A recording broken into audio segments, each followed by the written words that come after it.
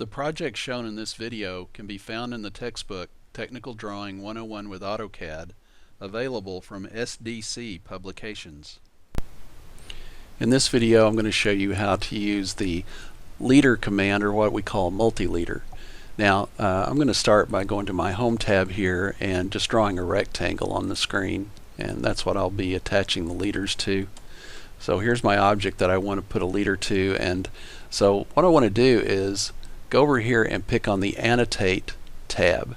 Now you don't actually have to do that. You can also pick on a multi-leader or a leader right here, but I'm going to pick on the Annotate tab, which takes me to a panel that's devoted just to leaders. I'm going to choose multi-leader, and I'm just going to snap onto my object and pick a point and type box, B-O-X, and then press close text editor. Alright, so what was created is just a standard leader. That was whatever the default leader. It's actually called standard, and that's what it gives you. Now let's look at what a standard leader looks like. If we come up here onto the panel and we pick on this down arrow, it opens the multi-leader style manager. Standard is highlighted, so if we choose modify, you'll see that there are three tabs. If we pick on leader format, the type of leader we have is called a straight leader, as opposed to, say, a spline leader. That would be a curved leader like we might use on an architectural drawing. The arrowhead size is defaulting to 0.18. That's our arrow right here. The break size, which is the gap that we have in here, is defaulting to 0.125. The leader structure, this is called a 2-point constraint leader, and what that means is we pick our start point and we pick the point where we want our landing, this straight line right here, to be on the drawing. So we only need 2 points. You can go up to multiple points if you need to. There's a landing, which is this horizontal line we see right here. It's defaulting to 0.36. That's its length. And then everything else on that one we don't need to mess with. Let's go to content. Alright, so the multi-leader type we're getting multi-line text right here. So it edits like multi-line text whenever we need to change it. It's defaulting to a text height of 0.18 inches. Okay, so that's our standard default leader. I'm going to cancel this. What if we wanted to make a custom leader? Well, what we would do is come back to our multi-leader style manager. In fact, let me close that and just remind you again. What you do, you come up here to your leader panel, select on that arrow, take you right into this, and select new. Now, it's going to start with a copy of the standard, which means it's going to take all of the default settings that you have in the standard. So I'm going to name this one balloon. That's a lot of times what we call the kinds of leaders we use on mechanical drawings. It's going to be a leader line that has a circle with a number inside of it. That's what the balloon looks like. And then I'm going to select continue.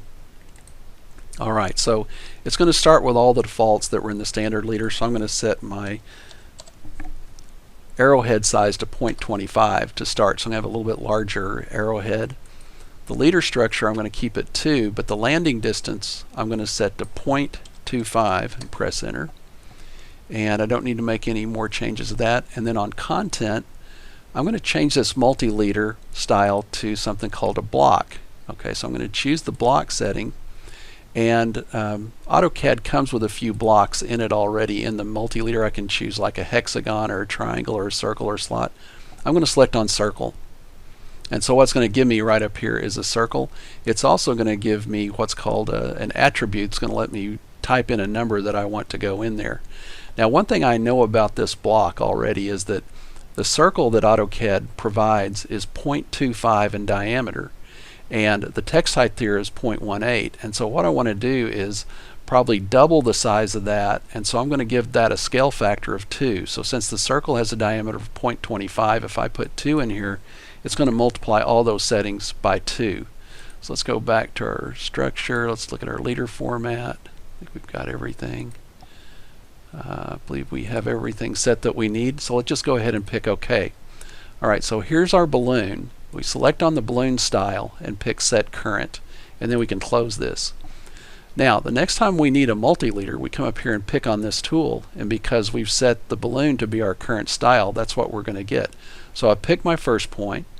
I just move out a ways and select the second point. Remember, it's only going to take 2 points. At that point, it's going to take me into the attribute, which is the number that's going to be inside my circle. And it says enter tag number. I'm going to type 1, and then pick OK. And it builds that leader based on that. Now let's go the other opposite direction. I'm going to pick on Multileader. I'm going to select here, pick out in this direction, and this time I'm going to type 2 and pick OK. And you can see that it will put a leader out. It can go in either direction depending on which direction you pick. Alright, so let's look at a different type of leader. I'm going to start with the balloon, but I'm going to create a new style, and I'm going to call this a split balloon. Alright, and the split balloon is going to have 2 entries. It's going to have 2 numbers. Sometimes what we want on our drawing, we want the part number on top and we want the number required in the assembly on the bottom, and that's how I'm going to use this. So I'm going to pick split balloon, pick continue, and the only change I'm going to make to that is I'm going to come over here to my third tab, and under Multileader type I'm going to pick block, but I'm going to pick on here, I'm going to pick what AutoCAD calls a detail call out. That's going to give me 2 numbers.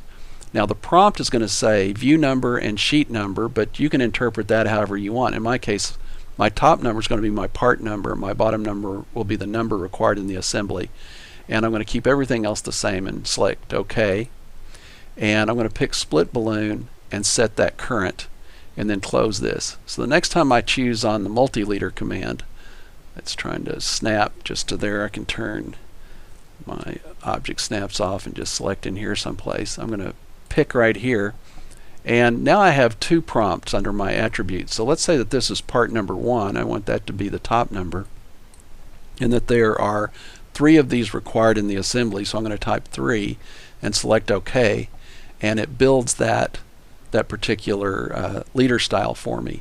So as you can see, I'm going to pick on this. Sorry, pick there.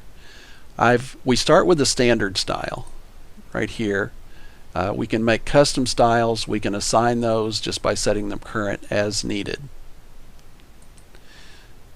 These are the types of balloons that you'll be able to create whenever you start your project in Chapter 11, which is on mechanical working drawings. Now I wanted you to notice, see how much larger the circle got over here because remember this is based on 2x, but because we had to fit 2 numbers in here, it actually expanded the size of this.